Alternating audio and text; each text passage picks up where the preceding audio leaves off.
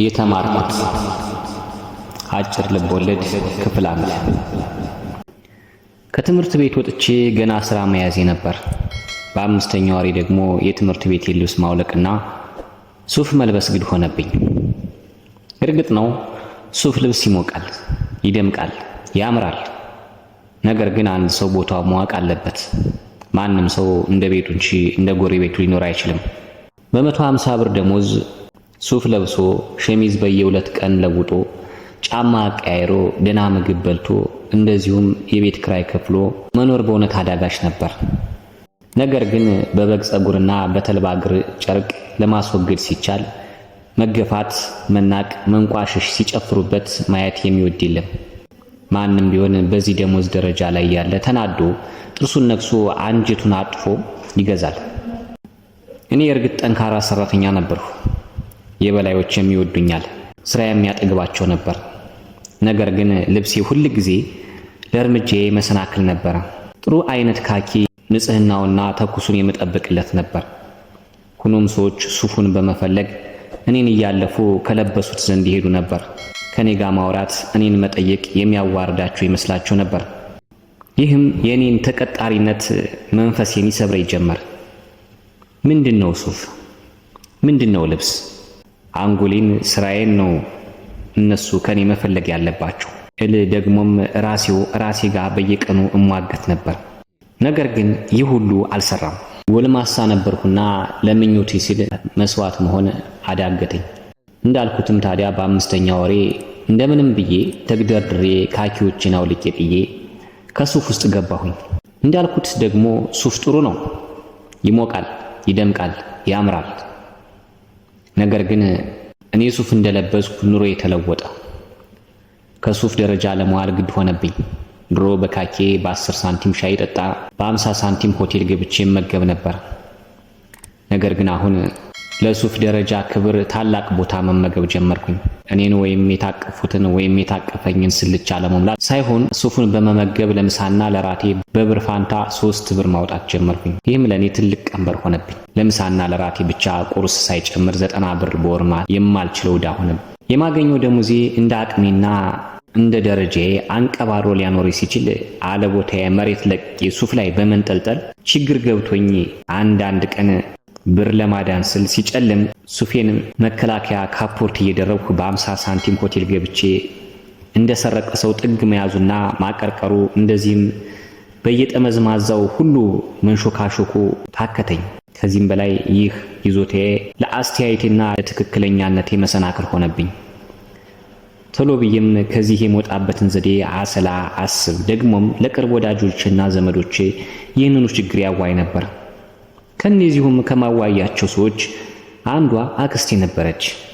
አንድ ቀን ቤቷ ሄጄ ሳጫውታት በጭውውታችን መካከል አየለ አለች። እኔም ወደሷ ዞር ብዬ ወይ አልኳት። ገረድ ቅጠርና ኑር፣ አለበለዚያ በዚህ አያያዝህ አትዘልቅ። ለምን ብለህ ልጄ ያለ ቅርስ ትቀር። መታመም፣ መተኛት፣ ለሐኪም መክፈል አለ። ለሆቴል አሁን በየወሩ የምትዋጣው ገንዘብ ግማሹ እንዲሁም ሩቡ ለአንተ ሆድ ከአንዲት ገረድ ጋር አሳምሮ ይበቃል። ይህም ለኔ አዲስ ደግሞም እንግዳ የሆነ ነገር ሆነብኝ። ነገር ግን አክስቴ ወዲያውኑ በሳምንቱ አንድ ማድ ቤት ያለው ባለ 2 ክፍል ቤት በ25 ብር ተከራይታ ምጣድ፣ ድስት፣ ሰፌድ፣ እቅብ፣ ቦሆቃ ገዝታ ዱቄት ሸምታ አብስላ የምታበላይ ገረድ ጠያይቃ አምጥታ ቀጠረችልኝ። እኔም አልጋዬንና ጠረጴዛዬን ከ4 ወንበሮቹ አሸክሜ ሄጄ እዚሁ ቤት ገባሁ። ገረዲቱም ረዘም ያለች የቀይ ዳማ ሰውነተ ሙሉ፣ ስሟም ደብሪቱ የሚባል ነበረች። አክስቴ ሁሉንም ነገር አረካክባን እኛን የቤቱ ሰዎች አድርጋ ትታልትሄድ ስትል ልጅቷን እኔው ፊት ጠርታ መቼም ሁሉንም ነገር እችላለሁ ብለሻል ብላ ጠየቀቻት። ልጅቷም አዎ ብላ መለሰች። እንግዲህ እንደነገርኩሽ ብዙ ስራ የለም። ደሞዝሽም ለመጀመሪያ ጊዜ 7 ብር ይከፍልሻል። በየጊዜው ደግሞ ስራሽ ካማረ ይጨምርልሻል። ለሱና ላንቺ ኑሮ ያህል ሰርተሽ ቤትሽን አጸርታተሽ ልብሶቹን በየጊዜው ሲቆሽሹ እያየሽ ጠርገሽ መቀመጥ ነው። እሺ አክስቴ እውነቷን ነበር።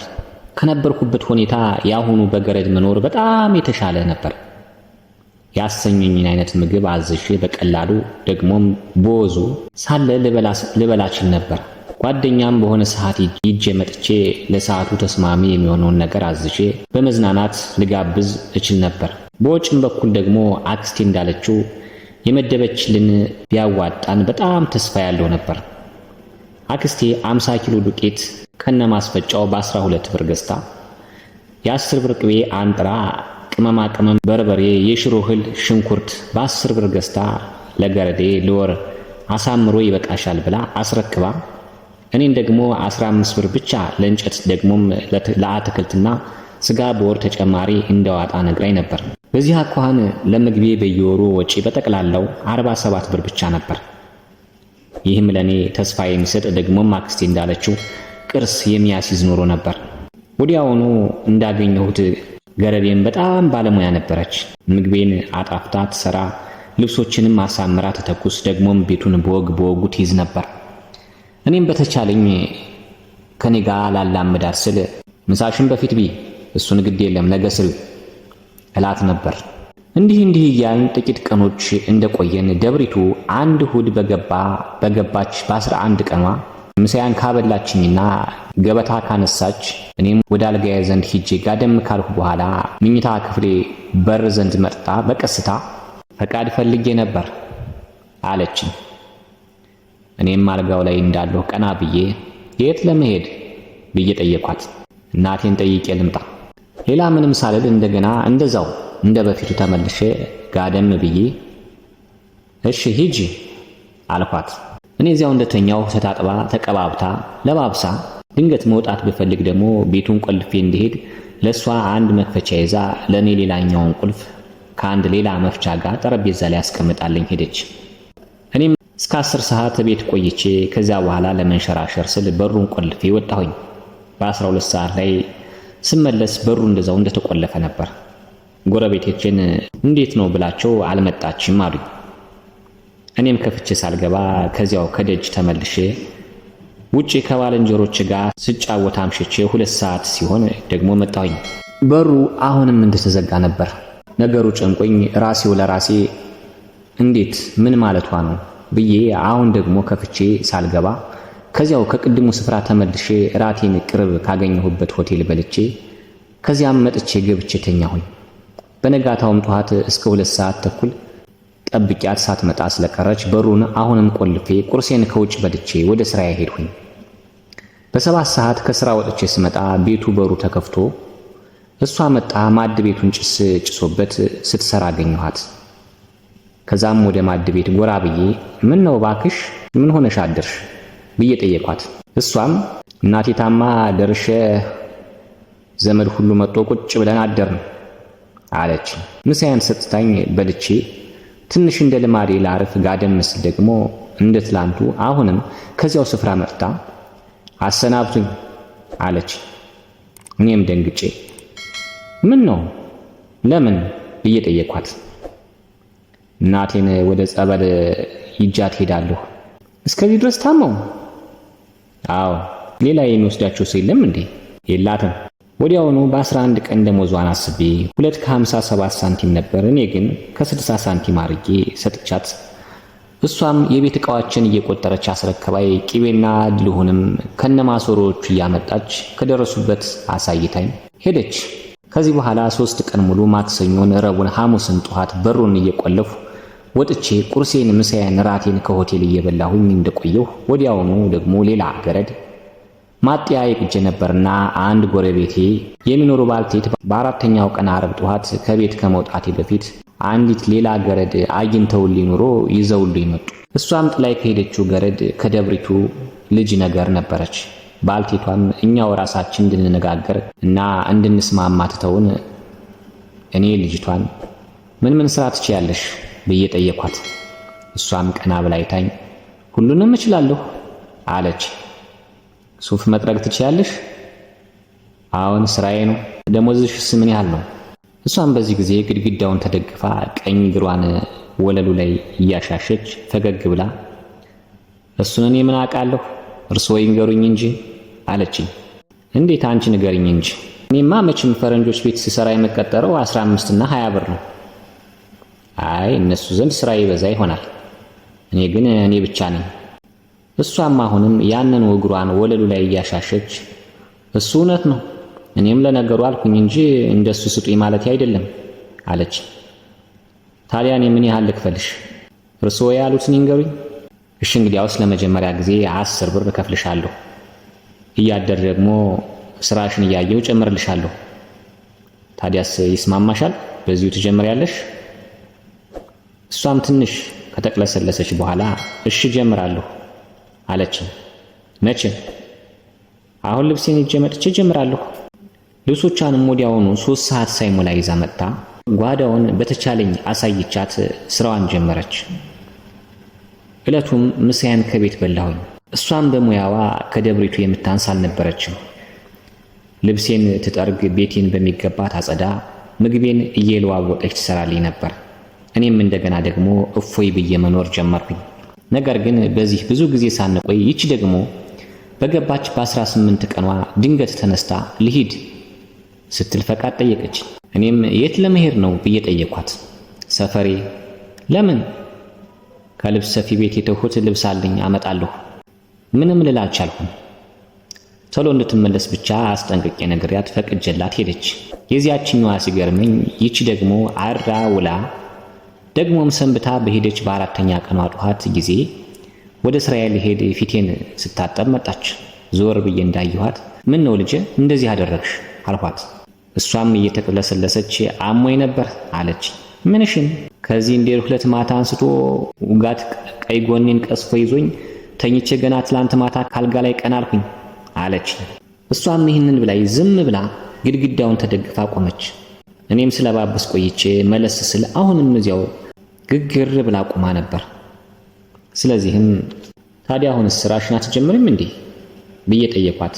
የለም አልችልም፣ አሁንም ተነስቼ መምጣት የግድ ቢሆንብኝ ነው አለች። እኔም በዚህ በጣም ደነገጥኩኝ። እዚያው የቆምኩበት ሁኜ እሷን እየተመለከትኩ ልትሰሪያችኝ ማለት ነው ብዬ ጠየኳት። አሁን እህቴ ዘንድ ሁኜ ታከማለሁ አለች።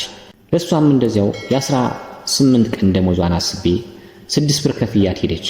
በ5ኛው ቀን ደግሞ ሌላ 3ኛ ገረድ ተገኝታ መጣች። እሷም 13 ቀን ሙሉ ደና ስትሰራ ሰንብታ በ14ኛው ቀን በእንደዚሁ ያለ አይነት ነገር አሳስባ አስፈቅዳኝ ሂዳ አድራ ውላ በ2ኛው ቀን አሸረጣ መጣች። የወንድሜ ሚስት ከትላንት ወዲያ አረፈች። ወንድሜ በቤቱ ሰው የለውም አሰናብቱኝ አለችኝ። አሰናብትኳት። 4ኛዋ 5ኛዋም እንደዚሁ በ8 እና በ11 ቀናቸው ጥለውኝ ሄዱ። ሁሉም ደግሞ ለፈቃድ የሚያቀርቡትና በኋላም አረውረው ሲመጡ የሚሰጡኝ መልስ የተቀራረበና የተመሳሰለ ነበር። እኔም ነገሩ አናደደኝ። ለምን መጀመሪያውኑ ይገባሉ? ከገቡስ ወዲያ ለምን በ10 በ11 በ13 በ15 ቀናቸው ጥለውኝ ይሄዳሉ አልኩኝ። በእውነቱ ደግሞ እኔ ተጨቃጫቂ ስስታም ወይም ለምን ይሃለቀ ባያል ነበርኩም። የምኖረውና የሚይዛቸው ያቀረቡልኝን በልቼ ነበር። ስለዚህም በንዴት ራሴን ለራሴው እንዴት ጥለውኝ ይሄዳሉ? እንዴትስ አንደኛቸው እንኳን ወር አይሞሉ አልኩኝ። ሆኖም በዚህ ብስጭት ላይ ገና እንዳለሁ ብቻዬን መሆኔን ያዩ ዘመዴ የሆኑ ሴትዮ አንዲት ሌላ 6ኛ ገረድ ደግሞ ፈልገው አመጡልኝ። እሷም አስካለ የተባለች ጥቁር ወፍራም ሴትነቷን ለጊዜው ረስታ ወንዱን ልጅ ከምሯ ብትይዝ አፈር የምታስግጥ የምትመስል አፍንጫ ጎራዳ፣ ጸጉረ ከርዳዳ፣ አይኖቿ ድፍርስ ያሉ፣ ጥርሶቿ የነጡ ረጅም ነበረች። እንደመጣችም እንደሌሎቹ ሁሉ ተነጋግሪያት ስራዋን ጀመረች። እንዳየሁት የሁሉም ገረዶች ሙያቸው አንድ ደግሞም ተወዳዳሪ ነበር። አስካለም እንደዚሁ ባለሙያ ነበረች። እኔም እንደገና ደግሞ እፎይ ብዬ ደስ ብሎኝ መኖር ጀመርኩኝ። ሆኖም እንደወላድ ቀኑን መቁጠር ያልቀረም ነበር። 8 ደግሞም 10 11 12 13 ቀን የፈቃድ ነገር በፍጹም ሳይነሳ አለፈ። በገባች በ14 ቀኗ ዓርብ ዕለት ታዲያ አስካለ ቁርስ ሰጣኝ። በልቼ ወደ ስራዬ ልሄድ ስሰናዳ ከጓዳው በር ላይ ቆማ ለምሳ ገንዘብ ይስጡኝ፣ የሚሰራ ምንም ነገር የለኝ አለችኝ። ልሰጣት ኪሴን ስዳብስ ቀጠላ አድርጋ ደግሞ አሁን ከሰዓት በፊት ደግሞ ፈቃድ ይፈልግ ነበር። አክስቴ በጣር ታማለች ብለው ልከውብኛት አለችኝ። እኔም ከዛ በንዴት እብድ ሆንኩኝ። መነጋገርም አቃተኝ። ሂጅም አትሂጅም ሳልል ወዲያውኑ ብቻ ዝም ብዬ ቤቱን ትቸላት ውልቅ ብዬ ሄድኩኝ። በመንገድም ብቻዬን እነጋገር ጀመር። አሁንስ ተጫወቱብኝ። እቺም ደግሞ ጥላይ ልትሄድ ነው። ቢሮዬም ስደርስ ለምሳ ማሰናጃ የጠየቀችኝን ገንዘብ በንዴት ላይ ሁኜ አለመስጠቴ ትዝ አለኝ። በሰባትም ሰዓት ወደ ቤቴ ስመለስ በዚያው ሁኔታዬ ነበርኩኝ። ዝም ብላ በሩን ዘግታ ሂዳለች። ብትኖርም ደግሞ ገንዘብ አልሰጠዋትምና ምሳ የለኝም፣ እጆቿን አጣምራ ቁጭ ብላ ነው የማገኛት እያልኩ ለብቻዬ በሆዴ እየተነጋገርሁ ለምቦጭን አንጠልጥዬ ፊቴን አኮሳትሬ እየተከዝኩ መጥቼ ከመንደር የደረስኩኝ። ነገር ግን ከደጅ ስደርስ የቤቴ በር ክፍት ነበር። ስገባም አስካለ እኔ እንዳሰብኩት አልቆየችኝም ነበር። እንደዛው እንደወትሮ እንደ ደህና ቀን ቤቴን ጠራርጋ አልጋዬን አንጥፋ ነበር። አሁን ደግሞ ምሳ ለማቅረብ ከቤቱ ወደ ጓዳ ትል ነበር። እኔም ነገሩ ገርሞኝ ምሳዬም ወዲያውኑ ጥሩ የሆነ የጾም ወጥ ድንች ጥብስ ከቃሪያ ስንግ ደግሞም ቲማቲምና ሰላጣ ቀረበልኝ። ይህም ደግሞ በአይነትና በመጣፈጥ ከወትሮ ገንዘብ ከምሰጣት ቀን የሚበልጥ እንጂ የሚያንስ አልነበረም። እሷም ከመሄድ ቀርታ ከቤት ብትገኝ እንኳ ቅሉ የቁጣ ወይም የሐዘን ምልክት ታሳያለች ብዬ ያሰብኳት ሴትዮ እንዲያውም ፈገግታ ብቻ ነበረች። እኔም ከዛ ነገሩ ከነከነኝ። እንዴት ነው ያልሄደችው? ሐሳቧንስ ምን ለወጠው? የምሳያስ ገንዘብ ከወዴት አምጥታ እንደዚህ አድርጋ ሰራችልኝ? እሷንስ ምን እንደዚህ ፈገግታ አላበሳት? አክስቷስ በጣር ያሉት እንዴት ይሆኑ? እልጀመር ስራም ፈጽሞ አልሰራሃለኝ። ማምሻዬንም ነገሩን ሳሰላስሉ አልኩኝ። ምን ይሆን? በኋላ አንድ ሐሳብ መጥቶ ጆሮዬ ውስጥ ሽው አለኝ። ብድግ ብዬም እሱ ይሆን እልጀመር። ሐሳቡም ደቂቃ ከደቂቃ እየተሰካካ ቀርቦ በአእምሮዬ ውስጥ ተቀርጾ ታየኝ። በኋላም ጨርሼ እሱ ነው አልሁኝ። ላመሳክር እውነቱንም ላውቅ ቆረጥኩኝ። የአስካለንም ሁኔታዋንና አስተያየቷን ከዚያ ሰዓት አንስቶ እመለከትና አጠና ጀመር። ሁኔታውም ለጠረጠርኩት ነገር ተስማሚ ሆነ።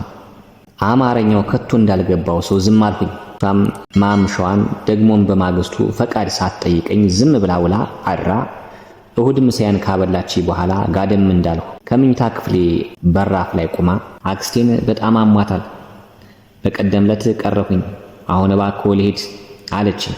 እኔም ሆዴን የሚበላኝን ነገር የማሳርፍበት ያው የፈለኩትና የተጠባበቁት እድል ስለገጠመኝ በጣም ደስ አለኝ። ወዲያውንም ወደ ውጭ ልወጣ ካልጋዬ ላይ ዘልዬ ብድግ አልኩኝ። ኮቴንም አጥልቄ ካራባቴን እያስተካከልሁ የምመለስላትን ለመስማት ቁማ የምትጠባበቀኝን አስካለን ዘወር ብዬ የለም ዛሬ ፈቃድ ልሰጥሽ አልችልም አልኋት። እሷም ተቆጥታ እያጉረመረመች ወደ ጓዳ ገባች። እኔም ልወጣ እንደተሰናዳሁ ደግሞ ከጓዳው በስሟ ጠራኋት። እሷም አቤት ብላ ብቅ አለች። ወደ ውጭ መውጣቴ ነውና የሚፈልገኝ ሰው ድንገት የመጣ እንደሆነ ኳስ ሜዳ ጨዋታ ሊመለከት ወርዷል፣ ከ12 ሰዓት በኋላ ቢመጡ ይገኛል በይ አልኳት። እሷም እንደዚሁ አፍንጯን እንደነፋች ሆና እሺ አለችኝ። ከዚያም ልወጣ ሂጄ ከበር እንደደረስኩ ደግሞ አንድ ትልቅ ነገር እንደረሳሁ ሰው እንደገና ወደ እሷ ዞር ብዬ አስካለ አልኳት። አቤት አለች። ይህን ፀጉርሽ ላይ ያለውን ቅቤ ታጠቢው፣ ልብስ ያበላሻል። እሷም በዚህ ንግግሬ አይኗን ጉርጥ አድርጋ አየችኝ። እኔም ሌላ ምንም ሳልል አይኖቼን ከአይኖቿ ላይ ብቻ ቶሎ ብዬ አንስቼ ዙሬ ወጥቼ ሄድኩኝ። በዚህ ቀን ለራት ማሰናጃ የሚሆን ገንዘብ ደግሞ መስጠት ነበረብኝ። ነገር ግን ዛሬ ሳልሰጥ መንገዴን ቀጠልኩኝ። ማምሻዬም እዚያ ኳስ ሜዳ ሟል ሳይሆን ነገሩ ሆዴን ሲበላይ ዋለ። ስቆም ስቀመጥ ልክ ሆን እውነቱ እሱ ይሆን እልጀመር። ጨዋታው አልቆ መሽቶ ደንገዝገዝ ሲልም ወደ ቤቴ መንገድ ጀመርኩኝ። ደርሼም በሩን ሳንኳኳ ልቤ በኮቴ ውስጥ በኃይል ይመታ ነበር። ነገር ግን አልተሳሳድኩም ነበር። በሩ ሲከፈት አስካለ ፀጉሯን ታጥባ ጫማ አድርጋ ንጹህ ልብሶቿን ለብሳ ነበር።